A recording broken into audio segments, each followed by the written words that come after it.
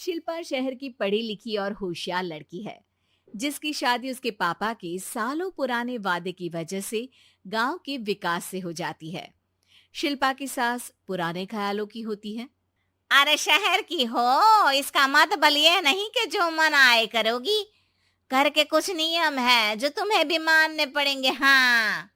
Mummy, मुझे रीति रिवाज से कोई दिक्कत नहीं है, पर ऐसे नियम जिनका कोई मतलब ना बने, वो तो गलत है।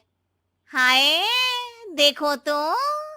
अरे घर आए एक दिन पूरा नहीं हुआ और सास से जुबान लड़ाना भी शुरू। नहीं हो, बहू हो, अपनी हद में रहना सीख लो। हाँ। इतने में विकास भी वहां आ जाता है। माँ, मुझे लगता है शिल्पा को घर रहने की जगह दुकान चलना चाहिए। इसकी नई चीजों की समझ और सोच हमारे बिजनेस के लिए बहुत अच्छी रहेगी।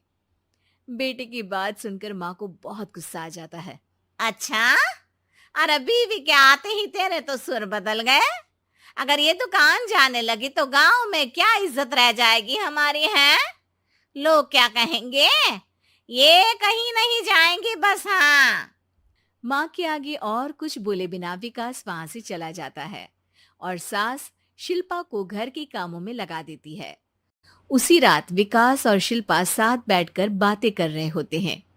मम्मी ऐसा क्यों सोचती हैं कि औरतें कुछ नहीं कर सकती, और उन्हें लोगों की इतनी चिंता क्यों है? पापा की डेथ के बाद माँ ने दुकान संभालने की कोशिश की थी, पर लोगों ने उल्टी सीधी बातें सुनाकर उनका आत्मविश्वास इतना गिरा दिया कि वो कुछ कर ही नहीं पाई और सोचने लगी कि शायद औरतें ये सब कर ही नहीं सकती। इसलिए उनसे भी नहीं हुआ। लोगों की यही तो दिक्कत है, उन्हें अपने से ज्यादा दूसरे की जिंदगी में स्वाद आता है। वैसे लोग जिनसे डरते हैं ना, उन्हें ही तोड़ने की कोशिश करते हैं। आप फिक्र मत करो, मम्मी की सोच बदलने का तरीका है मेरे पास। और अगले ही दिन से शिल्पा अपनी सास की सोच बदलने और लोग क्या कहेंगे के डर को खत्म करने की जद्दोजहद में जुट जाती है। मम्मी, आपको पता है, गीता बबीता, अरे जिनके ऊपर दंगल फिल्म भी बनी है, मैं फिल्म बिल में नहीं देखती। हाँ। वो हरियाणा की लड़कियां हैं। दोनों रेसलर हैं।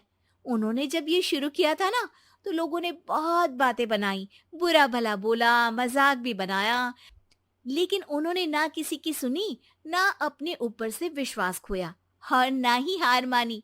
और देखो आज किस मुकाम पर है। अरे तो ये सब मुझे क्यों सुना रही है। हाँ। नहीं नहीं, बस ऐसे ही, हमें अपने आसपास की खबरें तो रखनी चाहिए ना।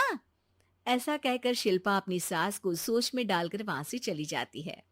अब शिल्पा हर दिन दुनिया के अगेंस्ट अपनी हिम्मत से सक्सेसफुल बनने वाली लड़कियों की कहानी अपनी सास को सुनाने लगती है। इसी तरह कुछ समय बीत जाता है।